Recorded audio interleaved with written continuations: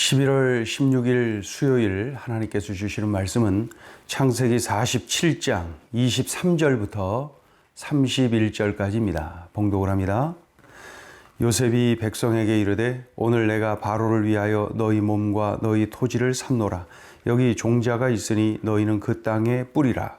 추수의 5분의 1을 바로에게 상납하고 5분의 4는 너희가 가져서 토지의 종자로도 삼고 너희의 양식으로도 삼고 너희 가족과 어린아이의 양식으로도 삼으라. 그들이 이르되 주께서 우리를 살리셨사오니 우리가 주께 은혜를 입고 바로의 종이 되겠나이다. 요셉이 애굽 토지법을 세우매 그 5분의 1이 바로에게 상납되다 제사장의 토지는 바로의 소유가 되지 아니하여 오늘날까지 이르니라. 이스라엘 족속이 애굽 고센 땅에 거주하며 거기서 생업을 얻어 생육하고 번성하였더라. 야곱이 애굽 땅에 17년을 거주하였으니 그의 나이가 147세라. 이스라엘이 죽을 날이 가까우매 그의 아들 요셉을 불러 그에게 이르되 이제 내가 내게 은혜를 입었거든 청하노니 내 손을 내 허벅지 아래에 넣고 인애와 성실함으로 내게 행하여 애굽에 나를 장사하지 아니하도록 하라. 내가 조상들과 함께 눕거든 너는 나를 애굽에서 메어다가 조상의 묘지에 장사하라. 요셉이 이르되 내가 아버지의 말씀대로 행하리이다.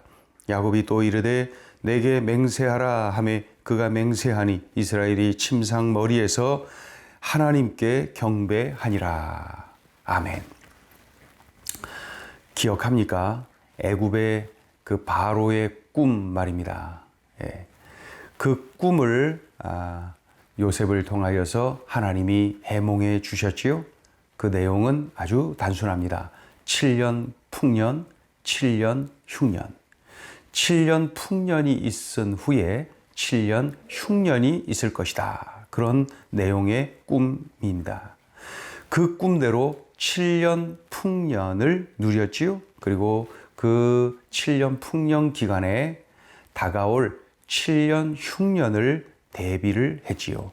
그리하여서 기근이 극심한 중에도 애굽만큼은 풍요를 누릴 수가 있었던 겁니다. 그런 가운데서 7년 흉년이 이제 지속되는 가운데에서 다 끝나가고 있는 그때에, 그러니까 7년 흉년이 다 끝나가고 있는 그때에 애굽의 총리 요셉이 백성에게 곡식을 나누어 주면서 종자를 나누어 줍니다. 농사를 지으라는 것이죠. 왜 그렇습니까? 이제 기근이 끝날 테니까. 이제 기근이 끝날 테니까 농사를 지으라는 거예요. 종자를 뿌리라는 거예요. 자, 23절 읽어봅니다. 요셉이 백성에게 이르되 오늘 내가 바로를 위하여 너희 몸과 너희 토지를 샀노라. 여기 종자가 있으니 너희는 그 땅에 뿌리라. 종자를 나누어 주면서 법을 정합니다. 이 종자로 농사를 지어서 추수의 5분의 1을 바로에게 상납하고 5분의 4는 너희가 취하라. 5분의 1은 바로에게, 5분의 4는 너희가 취하라. 이렇게 법을 정하지요. 그래서 백성들이 기뻐하지요.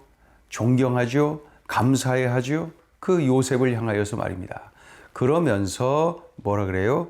바로의 종이 되겠나이다. 이건 이제 정말 감사하다라는 표현이죠. 24절, 25절 읽어봅니다.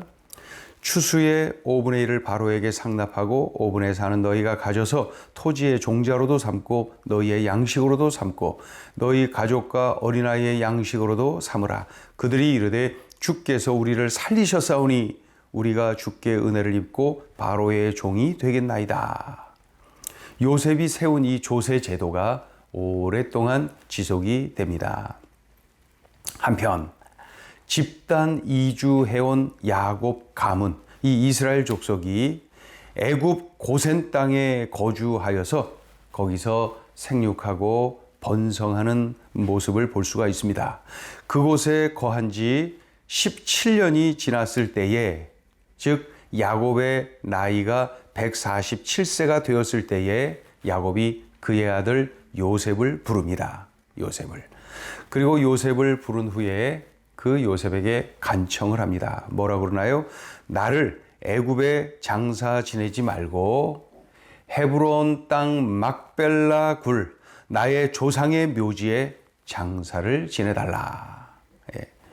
요셉으로 하여금 그렇게 하겠다고 맹세를 하라는 겁니다. 그러자 요셉이 대답합니다. 내가 아버지의 말씀대로 행하리이다. 요셉이 아버지 야곱에게 아버지 뜻대로 그렇게 하겠다고 맹세를 합니다. 아버지 야곱이 그때에 하나님께 영광을 돌리며 하나님을 경배합니다. 29절부터 31절까지 읽어보죠. 이스라엘이 죽을 날이 가까우매 그의 아들 요셉을 불러 그에게 이르되 이제 내가 네게 은혜를 입었거든 청하노니 내 손을 내 허벅지 아래 넣고 인애와 성실함으로 내게 행하여 애굽에 나를 장사하지 아니하도록 하라. 내가 조상들과 함께 눕거든 너는 나를 애굽에서 메어다가 조상의 묘지에 장사하라. 요셉이 이르되 내가 아버지의 말씀대로 행하리이다.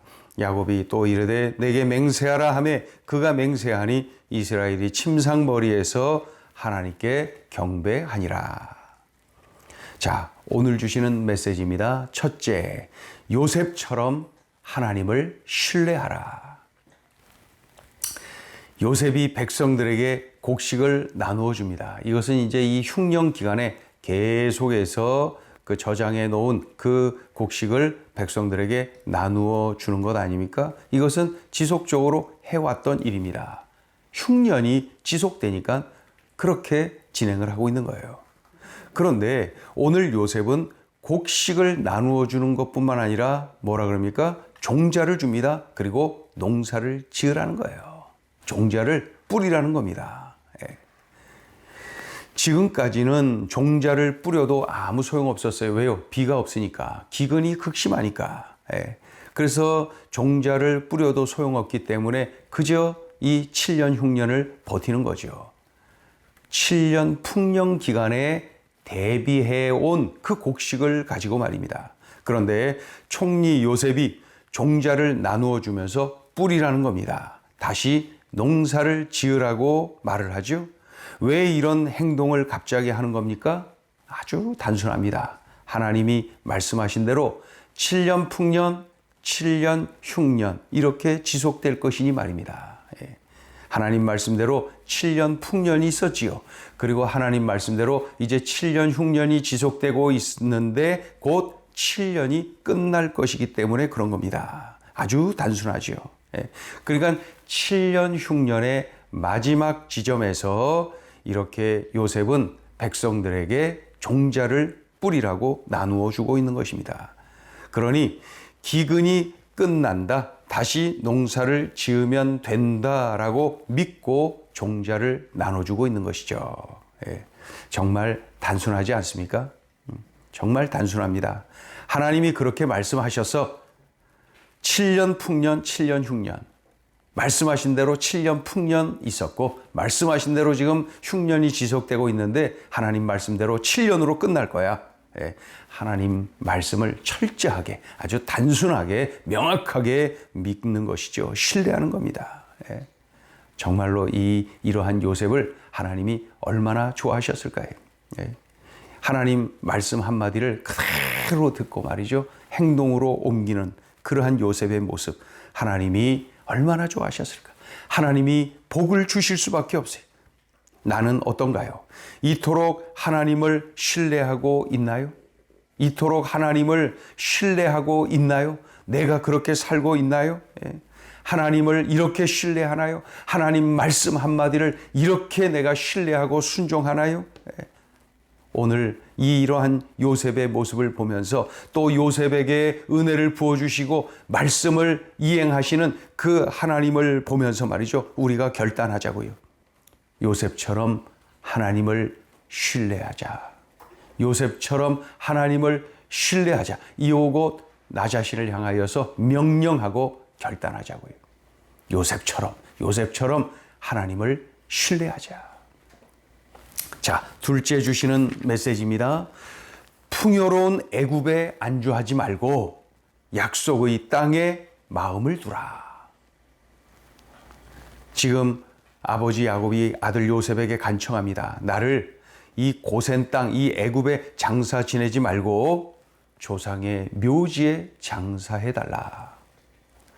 헤브론의 막벨라 굴을 의미합니다. 조상의 묘지. 더 나아가서 야곱의 간청은 하나님이 주신 땅, 하나님이 약속하신 땅에 보내달라는 것입니다.